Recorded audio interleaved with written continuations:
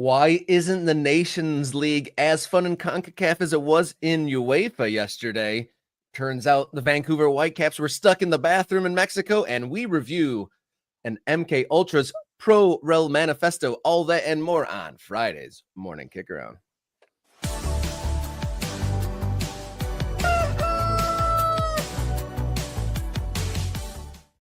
Hello and welcome to the show. The sound of Franz Peckenpower means one thing.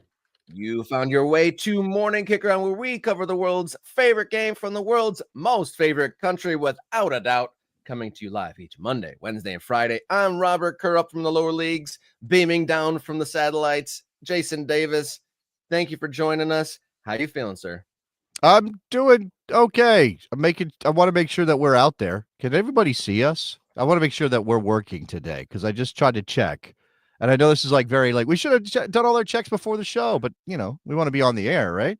Hello. If you're in the chat and you're watching us live, tell us if you can see us. I want to be on the air. There we go. It works. Okay. Let's keep going, Rob. I just want to be, you got to get all the ducks in a row. Now our ducks in a row. I'm ready to do this. Happy Friday. There was an interesting article about the best kits, and it looks like you're wearing one. Tell the folks what you're wearing before we dig into the segments here. Yeah, shout out to Ryan Rosenblatt. I would consider him a soccer colleague. I've known Ryan friend in soccer. I've known Ryan on the internet for a long, long time. Maybe we'll grab him at some point. He did a story for ESPN that is all of the best, worst, and wildest kits from the lower leagues of American soccer. No MLS.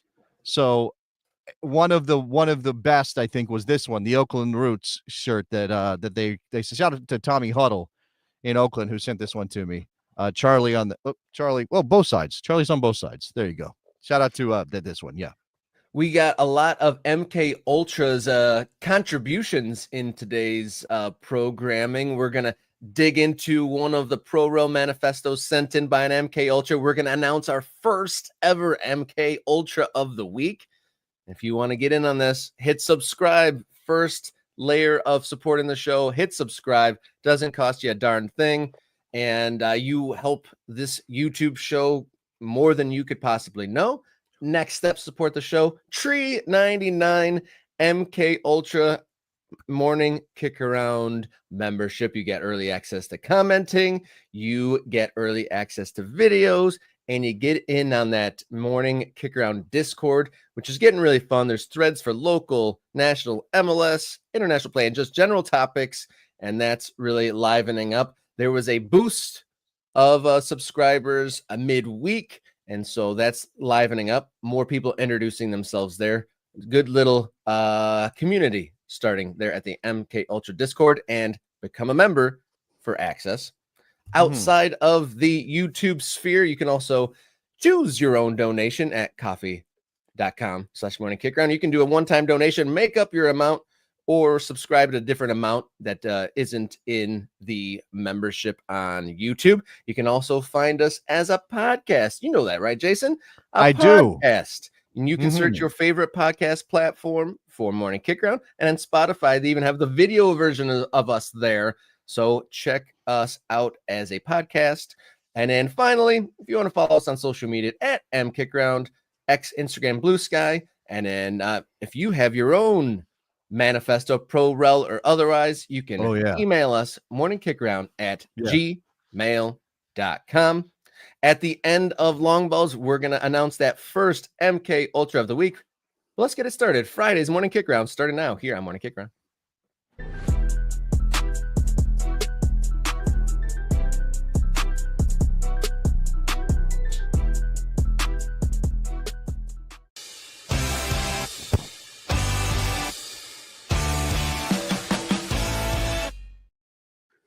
Long ball number one here on Morning Kickaround. It is Friday, June 6th, and we could call this one day post the scintillating Spain versus France UEFA Nations League semifinal.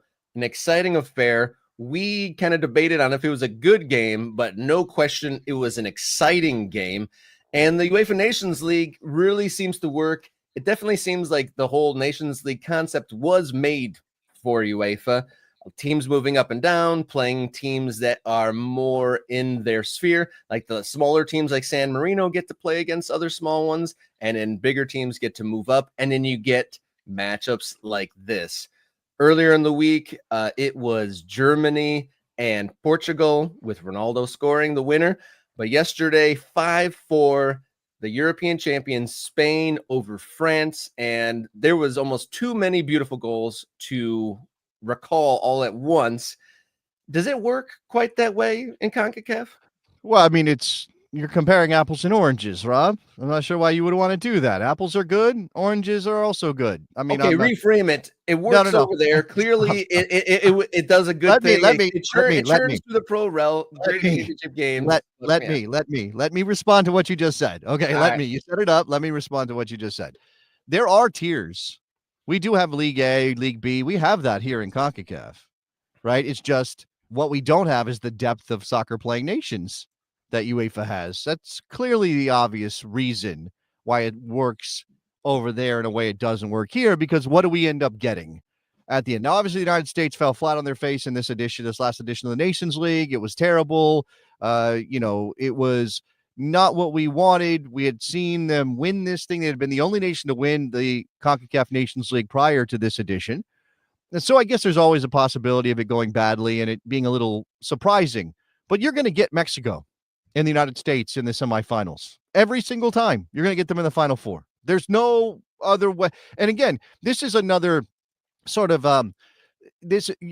because CONCACAF is locked in to what it is in terms of geography, there will always be a problem. You have to wonder, right? This is why college football realignment is so fascinating, because there are lots of schools that are like, you know what? If we don't move up to a better league, even though we might not win as many games, even though our record will suffer, if we don't move up to a better league, we'll never have an opportunity to play for a championship.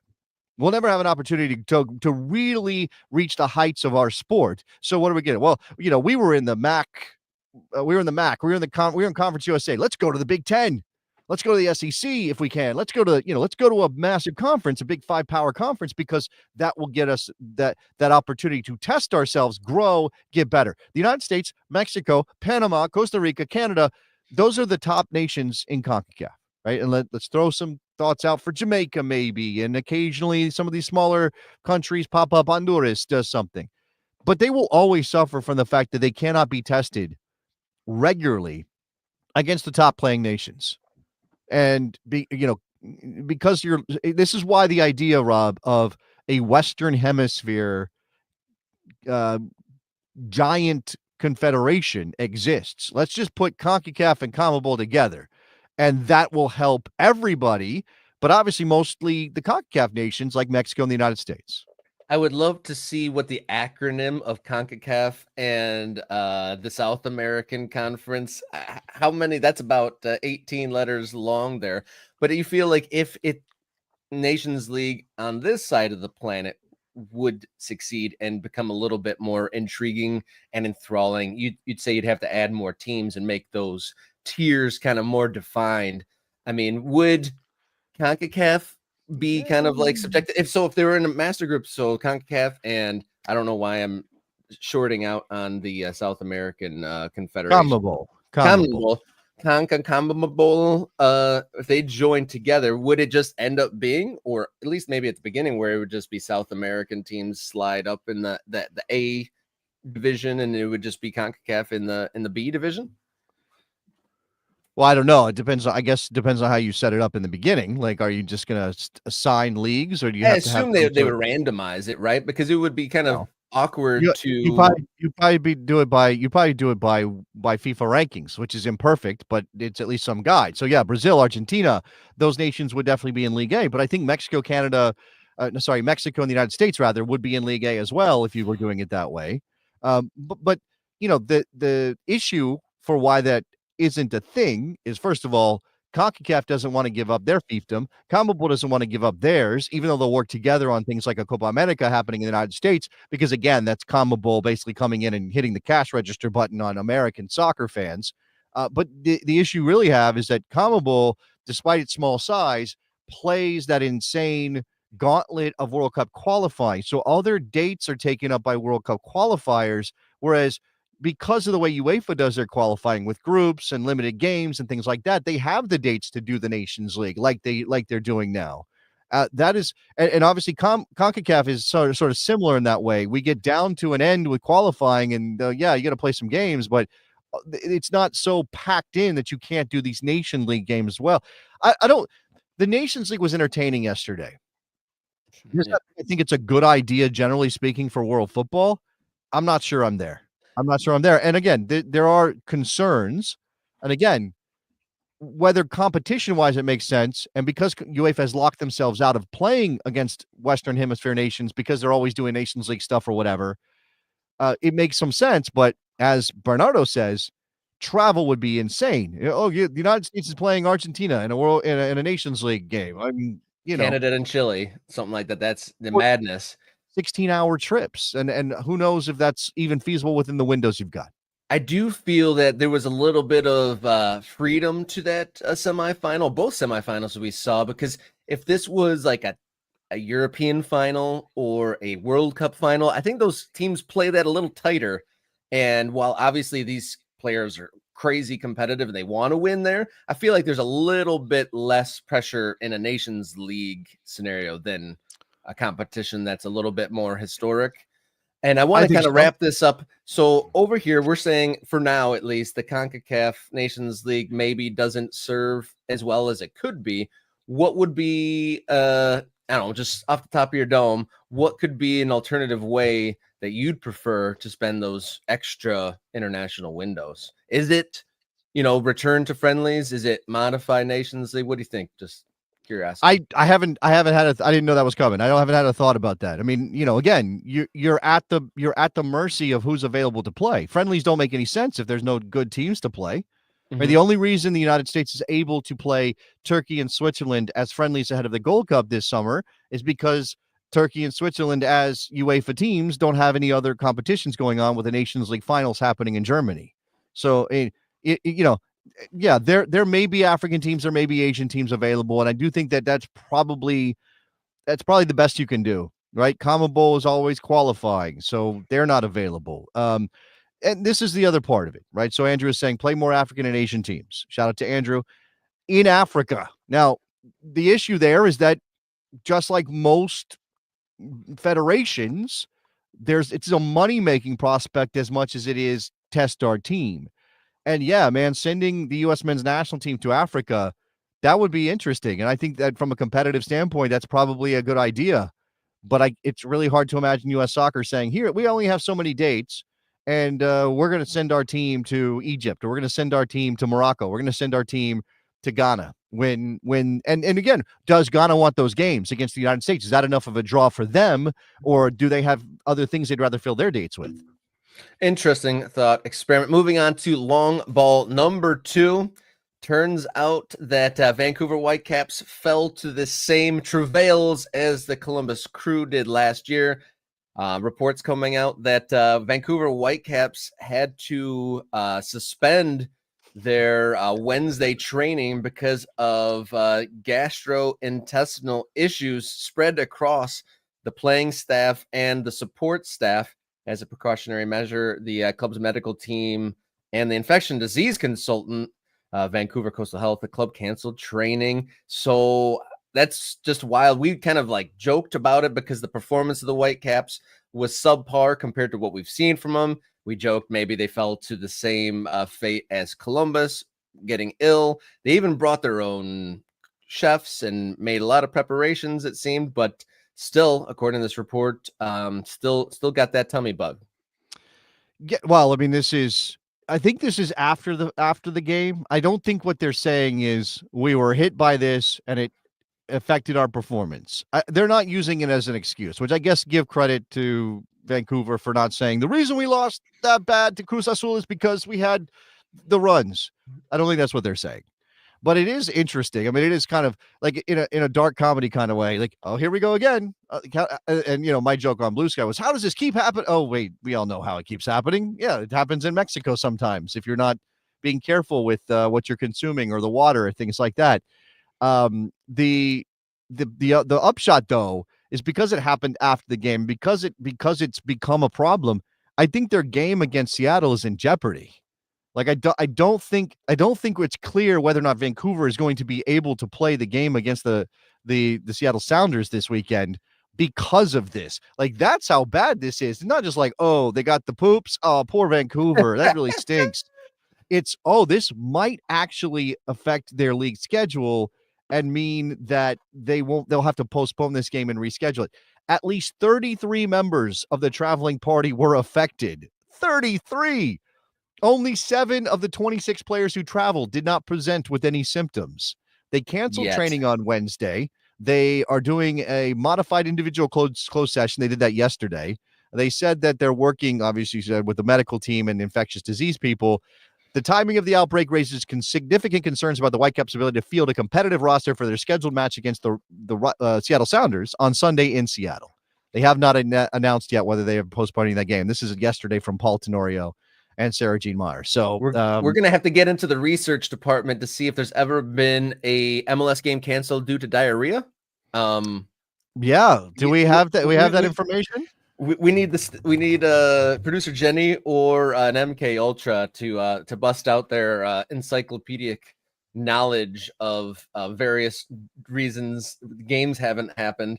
Nicholas Murray, what does he have for us? Vancouver declined a midweek game last week ahead of the CONCACAF Champions Cup for fear of later season fixture congestion, and now they still might have to reschedule the game. What he's saying, Nicholas is saying, is that they declined to move a game from midweek. They played midweek, which obviously we all questioned after the terrible performance in Mexico City. Like, oh, maybe you should have taken that opportunity to reschedule your Wednesday game. And as he said, one of the reasons they suggested they did that is because they didn't want to be jammed up in the back end of the season. And they're having a historic year for them, for this club. They don't want to be hurt by that later. But now, because of the runs, because of Montezuma's revenge, they may have to reschedule that game anyway, or a game anyway. And hopefully that doesn't stain the rest of their season moving forward. Hopefully they can continue their clean run through the Western Conference and Major League Soccer. Moving on. You didn't like that one at all. No. Let's move on. You said moving on. Let's move on. Moving on. Long ball number 3 here on June 6th. It is the Fab 4 Picks of the Week here, our weekly segment, looking ahead at the weekend, the slate of games across the North American calendar. I'll start, then Jason, then producer Jenny's going to make her on-screen debut, and then chat, put your games into the chat. You will be the 4th pick of this week's Fab 4. I'll get us started with this week's fabulous By the way, games of North American soccer. Just 1 second, Rob. 1 second. I'm ready. I'm off and firing. If you do want your game to be the 4th game in the Fab 4, it would definitely help to be a member of Morning Kickaround. So maybe do that. We'll prioritize members and people that have contributed to help the show. So keep that in mind. Rob, go ahead with your pick. Yeah, we'll let you guys know who the MK Ultra, first ever MK Ultra of the week is at the end of the segment. But kicking us off, first pick of the Fab 4, I'm going to go to the USL Championship. It is a USL Championship rivalry. 2 of the traditionally strongest teams facing off under the lights in Louisville. Louisville welcoming the Tampa Bay Rowdies. And notable, Louisville in a position in the top 2, which they typically find themselves, but Tampa Bay Rowdies at the bottom of the East? Yeah, that's not normal, is it? There's something broken right now in Tampa, and I know some of our USL Championship watching friends out there have a line on what's going on with Tampa. 10 games played. They have 5 points. They are -9 in goal difference. This is not what you would expect from a team that has always been in the Eastern Conference Finals or thereabouts. So something to keep an eye on. And, maybe this is an opportunity to start their engines back up. Although I think if you were a betting kind of person, you would have some strong money on Louisville to win this game at home. That would seem to make sense just based on the form chart, but we shall see. That is Saturday at 8 on the ESPN Plus. Jason, you got the second pick. What do you got going into this weekend for the Fab Four? Well, I got to pick the U.S. men's national team against Turkey in their friendly as they get ready for the Gold Cup. I was doing some checking, and I was doing the Best Soccer Show last night, and there was some discussion about this. One of the concerns was that maybe this U.S. men's national team, which over in the Best Soccer Show we have dubbed the Shadow Squad, because they're kind of not the first team, they're not the best team, they're kind of like the backup group. The team that's there. Kenan Yildiz is the talented 20-year-old player from Juventus, born in Germany, represents Turkey internationally. Now, you're thinking, wait a second, how could he be available for Juventus when Weston McKennie and Tim Weah are not available and they play for Juventus? Well, the issue is that they're not available for the Gold Cup because of the Club World Cup. They could play in this window, but why would Mauricio Pochettino call in a couple of guys who are just going to go back to their club team right after this very short period? Whereas Yildiz has asked to play for the Turkish national team, but will be with Juventus for the rest of the summer after this little brief couple of games for them. So this is interesting. Like, is this a moment where the United States men's national team can rise to the occasion? Turkey is no pushover. I tried to build a lineup. This is my best shot at a lineup for the U.S. men's national team. Let me get this off the screen and get the right one up there. Anybody who disagrees with me, feel free to yell at me in the chat, because I did what I could here. Now, this looks like a 4-1-4-1. Think of it as a 4-3-3. It really doesn't matter. Formation notation is what it is. Matt Turner in goal. I think, obviously with Zach Steffen pulling out with injury, Patrick Schulte pulling out with injury, there's not a lot of options there. It's Chris Brady, who's not ready, and it's Matt Freese, and it's nice that Matt Freese is there, but I don't think he's going to start. So we've got Matt Turner in goal. And, you don't have to be thrilled about this. He hasn't played a ton of games for his club side, but he still probably is the number one. Max Arfston, Tim Ream, Chris Richards, and Alex Freeman. Now, Ream and Richards kind of picked themselves, although you could make an argument for, I don't know, Mark McKenzie, certainly in one of those spots. And Ream maybe is at the place where it's time to get him out of the team. And I am open to this idea from Spencer about playing three in the back, because part of the reason that you could do that, or you might do that, throw in a Mark McKenzie and have a third center back, is because Arfston and Freeman are going to get up the field. I've got Alex Freeman at right back. Now, remember that Sergiño Dest just pulled out, isn't in this final Gold Cup roster. He will not be playing. Arfston has played a little bit under Pochettino. I think he likes him. He's more of a wing back than he is a fullback, but just go with me here. Tyler Adams picks himself. Chris Brady is not the choice. I'm sorry, Almaty. He is not the choice. Chris Brady is not ready for this. He's not good enough for the U.S. men's national team. I don't care if you don't like Matt Turner or not. Ahead of Tyler Adams, again, you can make an argument for Alec Tillman. I got to look at De La Torre because he's a good short passer of the ball. He can advance the ball a little bit. We don't have Yunus Musa, who typically has that role. Diego Luna has got to be in this team somewhere. He's a creative force and a goal scorer. Jack McGlynn is kind of a throw of the dice.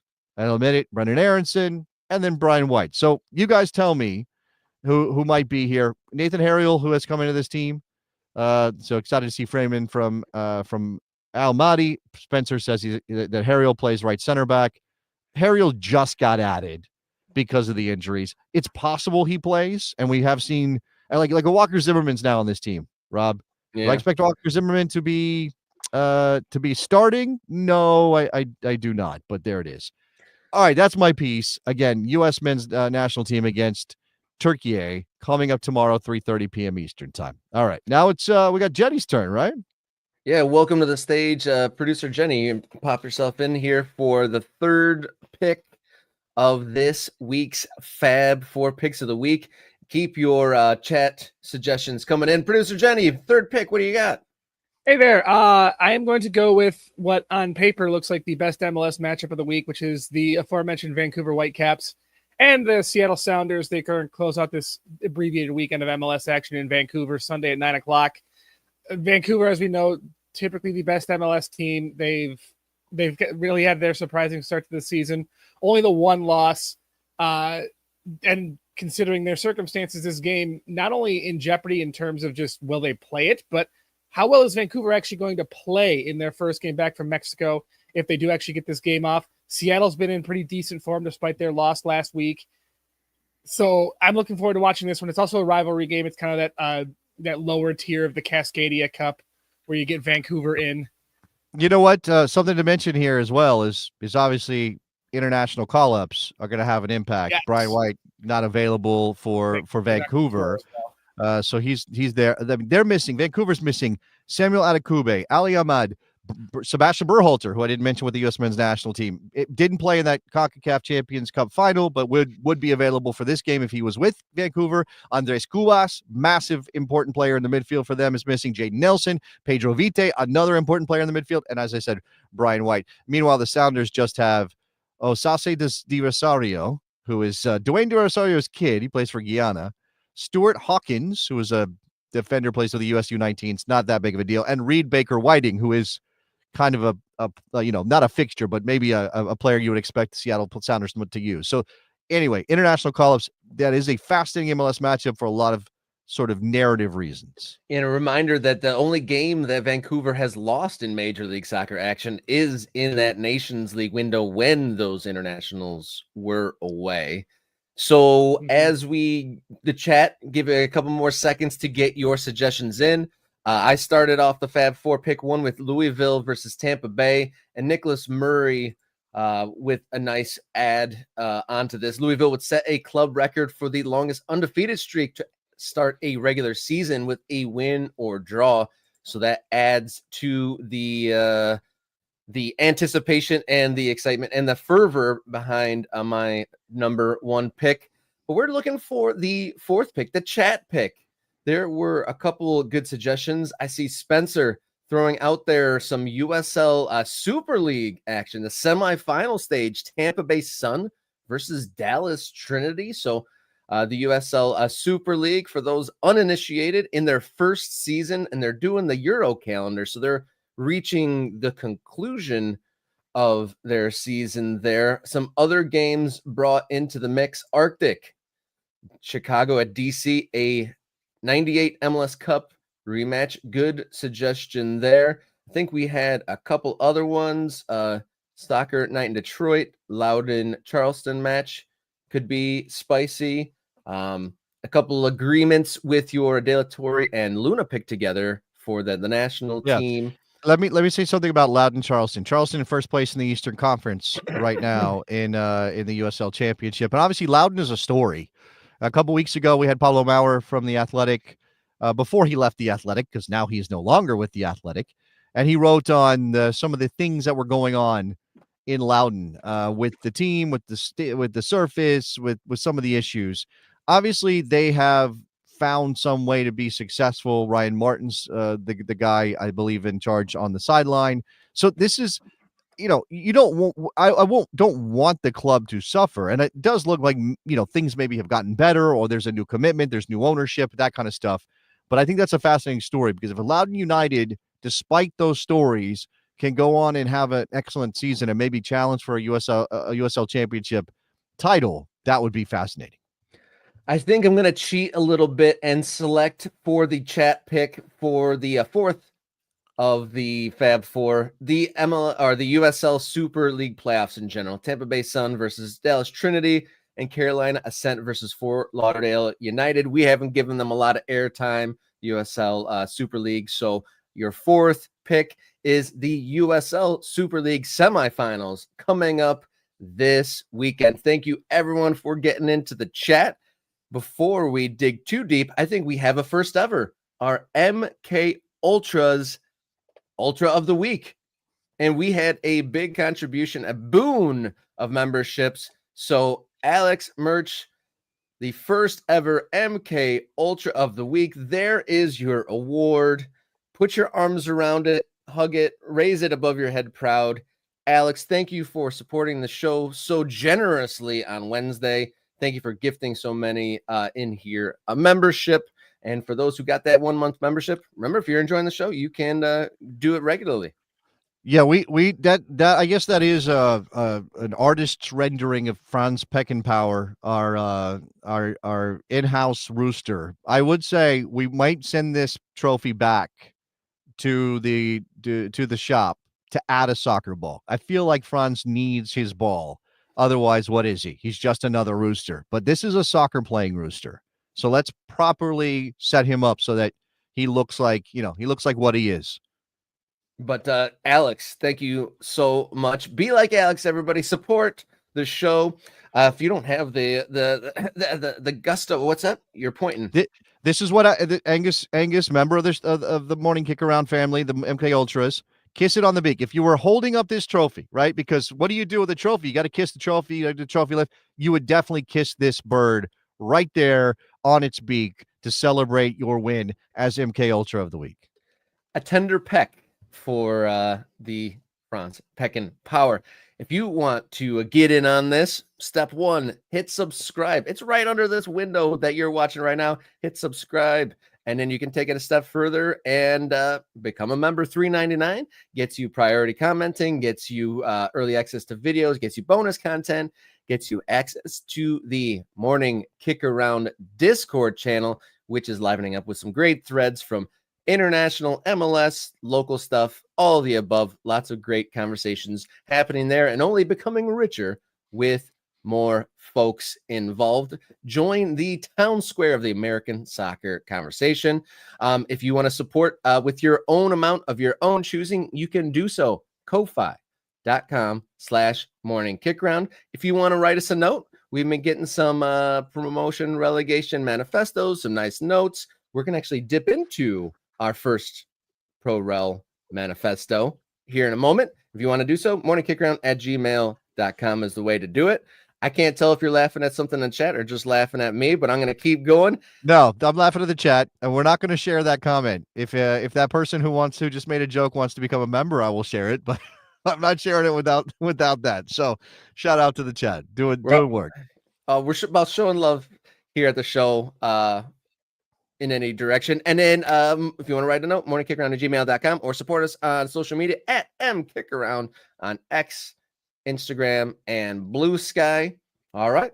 I think that's all the stuff. Let's go to our next segment. We are going to go to Soccer Disruptors here on Morning Kick Around.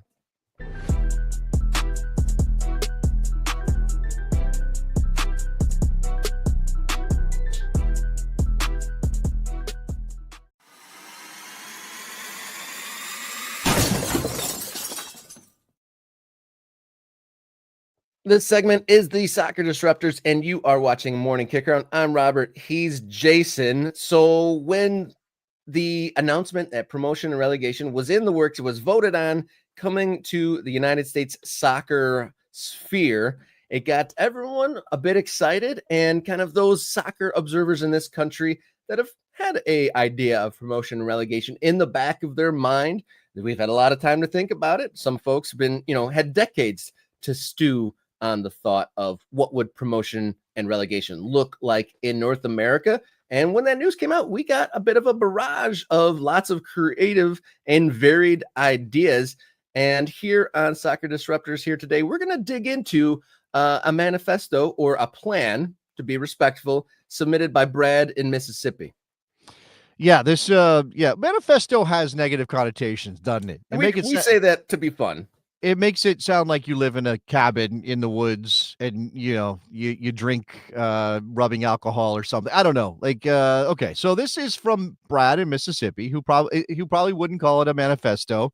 Although let me just go, he called it a suggestion in his email to us, which is very much softer. And we are, we are going to give a full consideration of this suggestion. So let's start with the first part. Now he said he had some time on his hands, needed to escape from work. Here's his suggestion, making some assumptions. Assumption number one, which may never happen: MLS caves and joins all the other leagues. So in this dream scenario that Brad is putting forth, Major League Soccer is participating in the Pro Rel Pyramid. I think it's not as fun to imagine a Pro Rel Pyramid that doesn't have MLS involved, right? You kind of got to have MLS involved. He talks about concessions because teams paid $100 million plus to get into the league. And then he says all leagues could come together to make one large soccer pyramid. He's got diagram and table notes. We'll get to that. It would take a lot of time to fill all these teams up, but I think it's definitely possible with the growth of the game. 324 teams is an average of about 6 a state. This seems feasible in time. 324 teams across America. And he says just the states of Texas, California, New York, and Florida could have 80 plus teams. So obviously the bigger the state, the more teams, the more places. And after our video just this week talking about the attendance in places like Annapolis, Maryland, and McKinney, Texas, it gets you to a place of like, oh yeah, maybe this can happen. All right. Moving forward, divisions for Brad. All right, we got Premier League. You're going to use that name, Brad? You're going to really go with Premier League? All right. National. It's easy. People know it. It's true. They would be teams in this with the ability to cover travel expenses, mostly large markets, hopefully a big TV deal. Now, he what he hasn't given us is like how you're going to populate what method you're going to use to decide what leagues these teams belong in day one. So, okay, I think that's a fun place for a thought experiment. I've always thought a reasonable way to have the original seeding would be, and it'd be an exciting interim period, maybe like an average like points per game over the next 3 to 5 years or something like that. Yeah, that's something like that's the way Mexico used to do relegation, right? It was a rolling average of the number of a certain number of tournaments.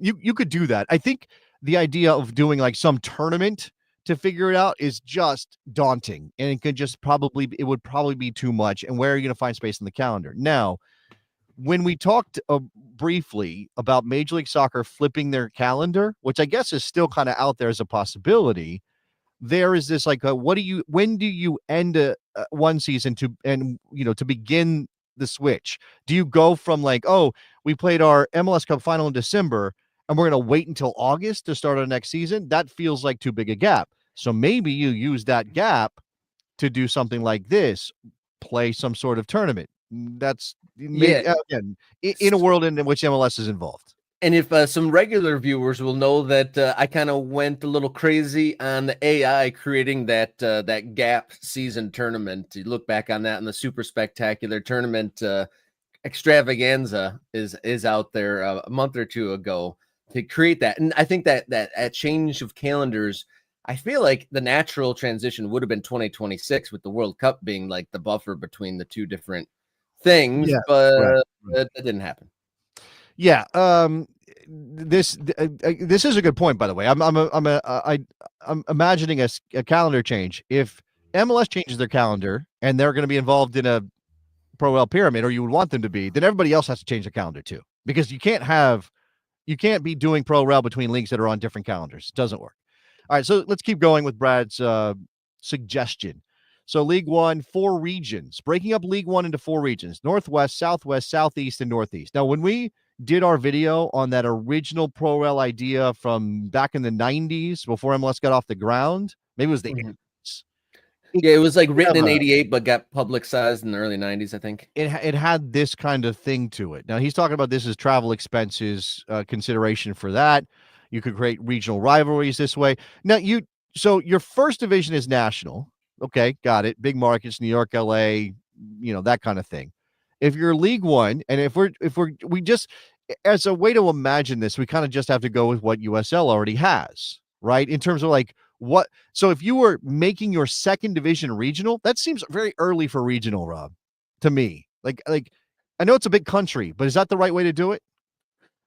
I don't think that seems like too outlandish because of the size of the country. And if there's enough density of teams, that doesn't seem outlandish. And then I think it's, if I'm reading this correctly, there would be divisions and a playoff for a postseason. So maybe it would make that the crossovers between East and West like seem more special. So I could see that. It is a little early in the tiering to totally regionalized, but I think it's only semi-regional. So like half the country is a little bit split the second tier. Not crazy.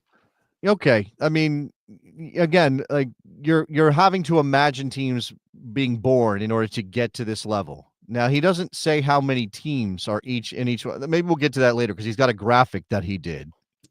So again, he calls it Premier. Oh, sorry, the Championship League. Okay, I'm there's some bolding that I skipped over the Championship League. That's my fault. That's the second division, broken up into East and West, still regionalized, but East and West.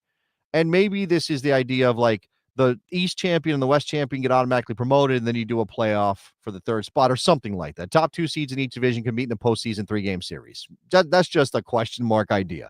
I got it. Okay, so League One is the third division. That's when you regionalize further. Again, that makes sense. This level and lower, any of the auto-promoted teams at each level could have some kind of postseason, regional or national. So again, like this is the other thing. Like, we're imagining a world in which there are automatically promoted teams that are getting promoted based on the strength of their regular season, and then we also do a postseason, or we eliminate the postseason as part of our future soccer pyramid. That's almost like an eternal question here. I mean, how far do we want to go down the world adoption? Do we want to just have it straight table, or add a little bit of the spice of the playoffs? Well, yeah, I mean, that's a huge question mark. Yeah, crowning your champion through the playoffs is a very American thing. I know a lot of soccer fans don't love that because it's not traditional in the game, at least in a lot of places. But again, I feel like you need to find out a way to kind of marry ideas, and you can't just toss out all the sort of Americanized elements of our leagues. I think some of them are beneficial to selling the league and getting people excited and all that stuff. Side note, I did see a news piece that there's possible lawsuit in England, the National League, to go from the 5th to the 4th. The second place team that had like 18 more points than the team they lost to in the playoffs is, I think, suing the court of like competitive sport or whatever to try to eliminate the playoff promotion system.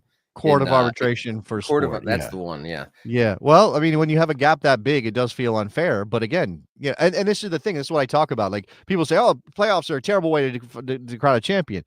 I guess part of that is in like a Major League Soccer context, we don't value the supporter shield enough. And yeah, we should probably do that. They are measuring 2 different abilities, right? Obviously, the 34 game regular season is a measurement of one kind of way of being successful, and playoffs is just a kind of a different skill set. It's why, like, the World Cup is not the World Cup without playoffs. That's what they are. It's elimination, single elimination. That excitement builds from that. And shout out to Nicholas Murray, who does say it. Playoffs are important for broadcast reasons in this country. All right, so League Two, which is now down to the 4th tier, more regional, create regional rivalries. He says under League Two, the ability to have amateur or hyper-local leagues is still possible. Those could feed into League Two as well. Now, obviously, the question is, when do you have to professionalize?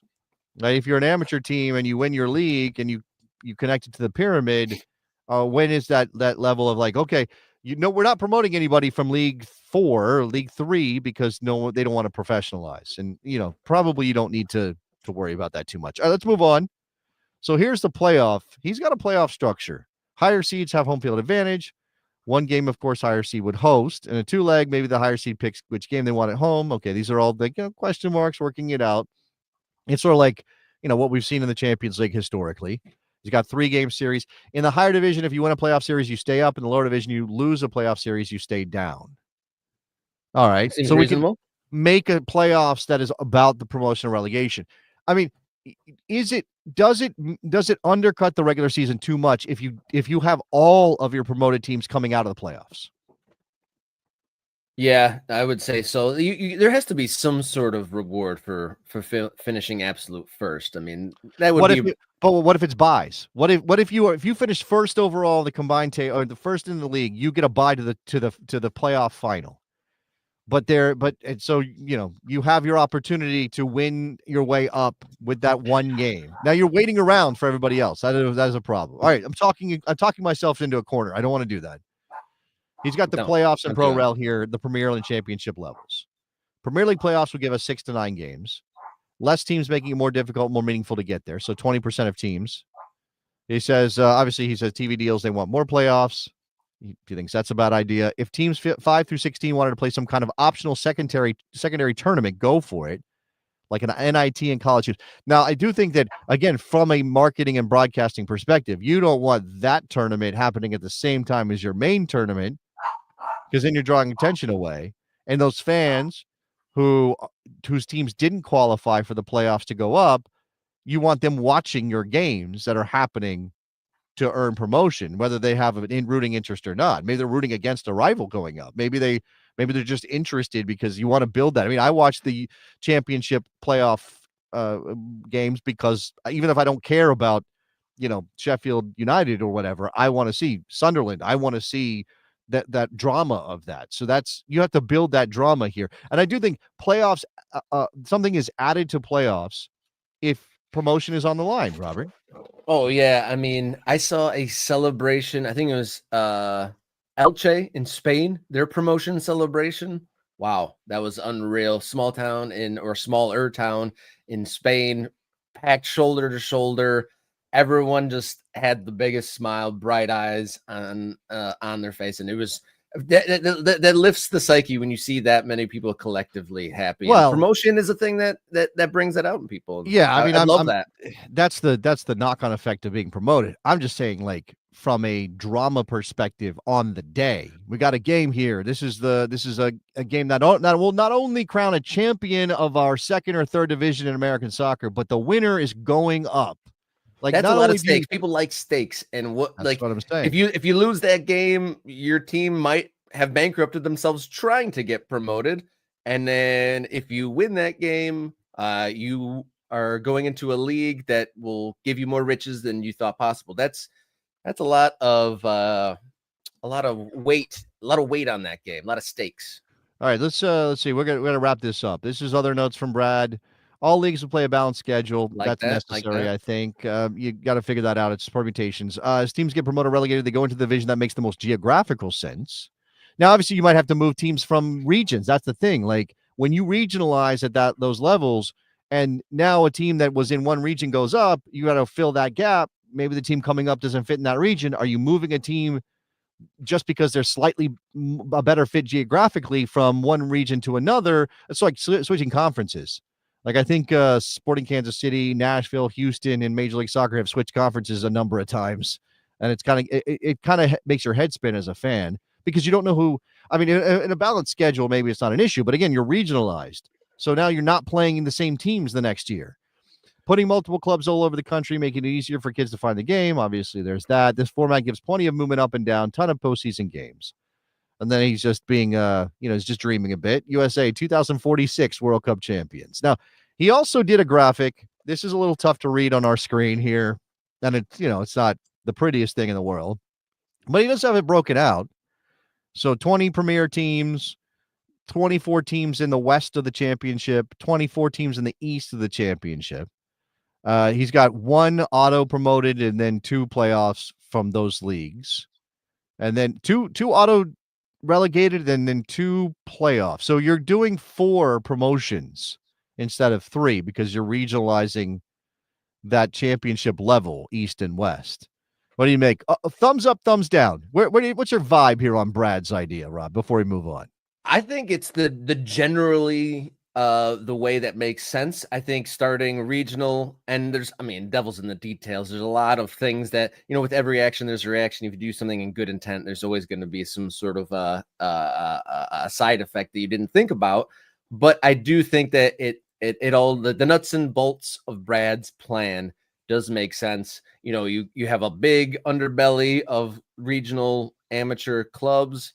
They have a pathway to becoming a professional one in a more regional league that doesn't seem like it's too big a jump. Like, you're not going from playing in a high school stadium to, you're playing against fully professional sides. So it seems like there's a gradual pyramid and ladder up, and it makes sense. It's actually a pyramid. It starts wide and points up to one thing. Having all teams and soccer people in one country working towards the same goal, I think ultimately is more powerful than we can imagine, because one thing about this country, it's very fractured. Not everyone's working in the same direction. Not all the talented players are all in the same place. And this, these arrows on this diagram that he labored to make for us, it starts wide and, points to the top, which ultimately seems the logical end. There are some things we can pick apart here. I see in the chat is kind of noticing some things that may be a little off. Give Brad credit for putting some work into it. Okay, maybe it's not completely refined, but I appreciate the effort. I'll say what this reminds me of is college sports. I mean, it's not college sports doesn't have promotion relegation, obviously, but in terms of the breadth of this, like the reach, when you're down in the third division of American soccer, Brad's got 96 teams. And at first my brain's like, what? That's insane. 96 teams in the third division, and you've got 4 different regions and all this. But of course, it's a massive country. And why should we lock out some teams simply because, well, we've already got 24 teams in the third division. We don't have room for you. Maybe you do it a different way. Maybe it's regionalized, because just like college sports, there are so many teams. You've got to find a way to organize them. So shout out to Brad. It's a first one of these we've done. He put in the effort, and we appreciate it. Thank you, Brad, and thank you to the MK Ultras, and thank you, viewers, for tuning in today. And if you are watching this and you haven't hit subscribe yet, do so now. I think we crashed through the 2,400 number overnight of subscribers, so thank you to everyone who hit subscribe already. If you want to take it up a notch, $3.99, become a member of Morning Kickaround's channel, become an MK Ultra, and help us, help this grow. And shout out at the top of the hour, we talked about our first ever MK Ultra of the week, Alex Merch. He gifted 20 memberships out, so we saw a bit of a boon there. Thank you again to our first ever MK Ultra of the week, Alex Merch. You can follow suit, be like Alex, get a membership, and then if you remember, you can buy stickers, you can send thank yous, you can join the Discord server. Lots of great conversations going over there.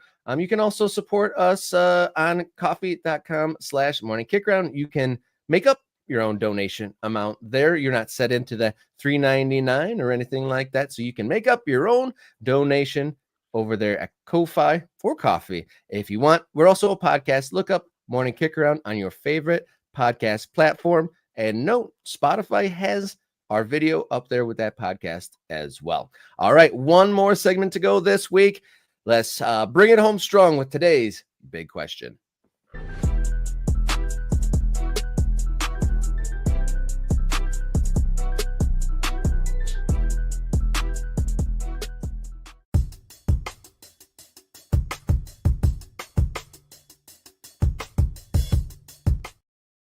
Hello, this is our big question here on Friday's episode of Morning Kickaround. I'm Robert Kerr. He's Jason Davis. Earlier in the week, we reviewed some spectacular attendance numbers in USL 2, the short summer league season league, and got a lot of replies, a lot of folks in the comments, being impressed, but, kind of putting a little bit of a, pump your brakes sort of messaging out there.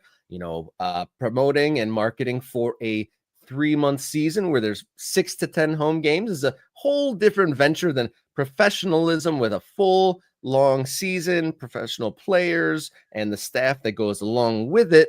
So we want to dig into how big is the cost gap between amateur and professional soccer.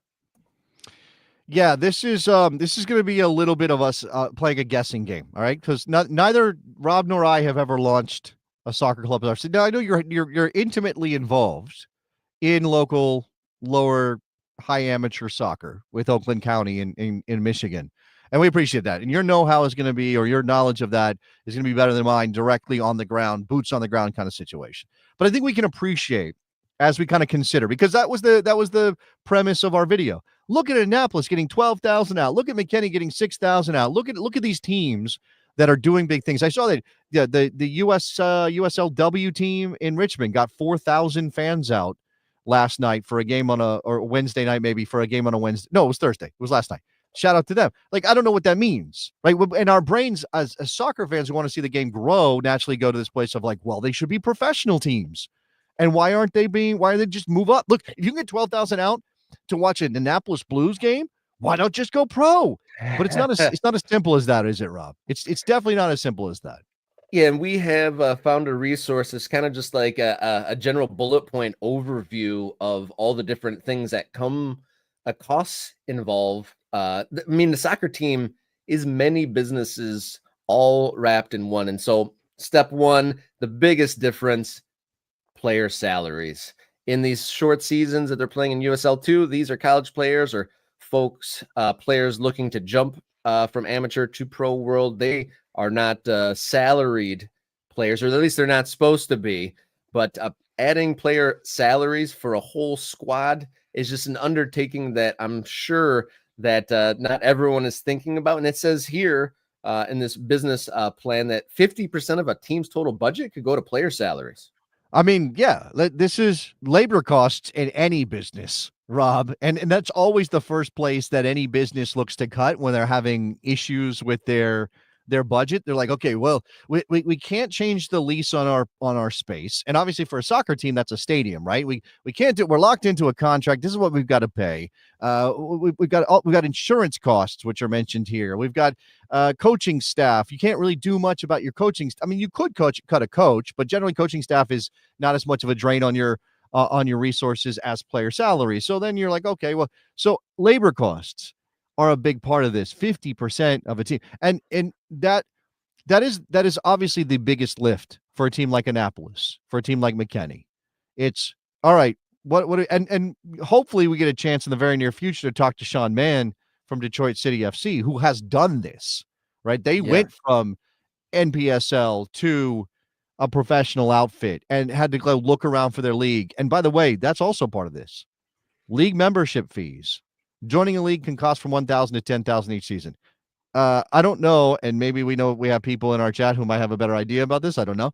That's league fee. Everybody's got to pay into the league, right? The league organizes everything. League's the one who puts the schedule out. The league is the one who markets and finds the broadcasting deal or whatever. I mean, you have to pay the league something to keep the league going so that the league can do all that work.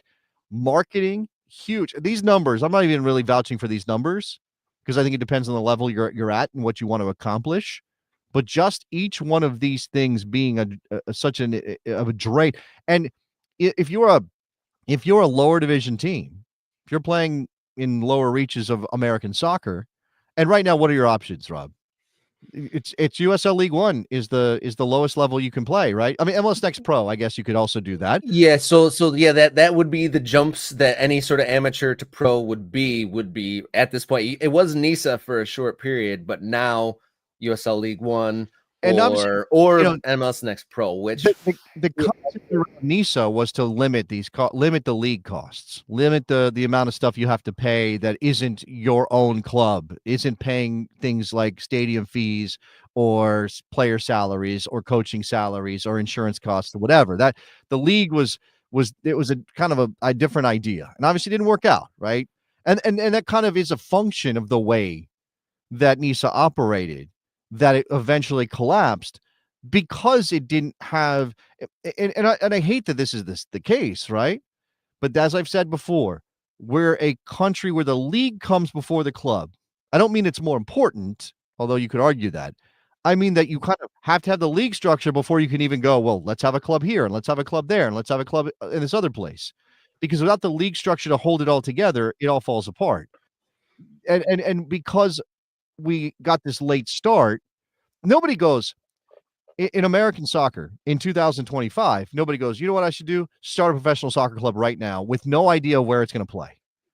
Like, you can't do that. That doesn't make it. You have to go to a league and say, I want to put an expansion team in my city. And they go, okay, well, let's vet you. And what kind of investment do you have? And all that stuff. Obviously, Major League Soccer is the biggest financial investment, but it goes down from there. You know, the clubs that we all identify as sort of the perfect representation of what football's supposed to be, the ones in Europe, those clubs, you know, they were playing as amateurs, got together like, let's start a league. And then they all got into anyway. My point is that the league situation makes a big difference here. And if you're thinking about going pro, you have to meet their standards. You have to meet the professional league standards of ownership for that level. So it's not even just what it costs. It's also probably about finding new investment. Right? This is why it's such a big leap. And it's great to imagine Annapolis Blues playing professional soccer, but maybe we don't want them to try to do that if it means that they don't make it and they go away. Yeah, I'm excited to talk about this subject with Sean Mann when we get him on the show, because he's one of the small handful of folks in this country that have done created a successful elite amateur team and then made them a functional professional side. I'm glad you mentioned what the team wants as well. One of the comments under our USL2 clubs attendance video, Chris Howe _502 brings up a valid point, and I like how there's some balance in the MK Ultra discussion. Chris Howe says the other thing people overlook is what a club wants.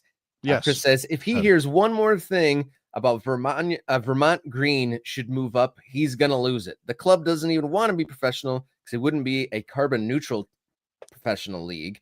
Most of Hitchcock, like one of the creators behind this and other teams, clubs work because they are amateur. A lot of these clubs work because they're amateur only. As much as I love Annapolis and would love to see them, Denton, Western Mass, and others go pro, it just doesn't seem viable at the moment. Well, and this is I appreciate that comment. It is limiting for what we can dream. If we see teams, and again, I guess because of what Chattanooga did and because of what Detroit did, we just automatically map that path onto these clubs like Vermont Green, like Annapolis, like McKinney, like name the amateur clubs that are connecting with their community and their fan base. So we just kind of go, oh, they should be following the same path as these teams. But maybe they don't want to. Maybe the fans don't want it. Maybe it's not the right thing. So then we go, well, we don't have enough good soccer markets at the lower levels to not imagine them as professional teams to help fill up the pyramid that we want to have for Pro Rel, Rob. That's the issue, right? Like you don't just go, well, Annapolis Blues got 12,000 out for a game. That's great. American soccer's growing, and stop there. You go, Annapolis Blues got 12,000 out for a game. They should go pro so they can be part of the group of clubs that we could argue needs to be in a Pro Rel system. Maybe a healthier way to look at it is just be impressed. Like there is a groundswell, not just major cities are interested in the game that we all want to see. So maybe might not be those specific clubs the one that go pro, but perhaps it just shows the greater growth and interest outside of Major League Soccer. And that's great. And again, it's a rising tide lifts all boats situation in American soccer. But also the other problem here is that, okay, so we have an amateur team that is doing big numbers and getting a bunch of attention and connecting with the community and maybe selling a couple of jerseys because they've got a cool look like Vermont Green or whatever. What typically happens? I mentioned this league as a business thing that dominates American soccer history. What happens? It happened in Chattanooga, Rob. What happened in Chattanooga? Another team swooped into the city, and then in their shuffling to try to, get into a professional league, they kind of ended up in a league that I don't think that, a few years ago they would have, put a pin on the board and say, we want to be an MLS next pro team. I'm sure Chattanooga didn't want that. And so USL would have to kind of reformat their whole, territory rights and all that stuff to allow both of them. Because we're doing this backwards, right? Where we don't have the Pro Rel system and we're trying to force one. It gets into this place of like, okay, would Chattanooga FC be better off as an amateur team still? You could argue they might be. You could I bet you there's Chattanooga FC fans who are like, yeah, I miss those days. I was having more fun there. Or I don't see the end game here as a professional outfit, but because the USL, and no offense to the USL, again, everybody's trying to get their piece here and make American soccer grow in their own way. But because the USL found somebody who wanted to put a team in Chattanooga and they put the Red Wolves in town, now Chattanooga FC has to respond within the market. Otherwise, they're going to get overshadowed and disappear because now there's not enough money coming in to even be a high amateur team anymore. So it's a vicious cycle that we've got in American soccer. We shall see how it all pans out. Thank you for the comments here on this video here today. Thank you for the contributions both on these previous videos in the Morning Kickaround Discord. The Morning Kickaround, the MK Ultra conversation is enriching with our numbers growing. We crested 2,400 subscribers on YouTube overnight. Great milestone, guys. Let's move towards 2,500. If you want to join, just hit that subscribe button under the screen.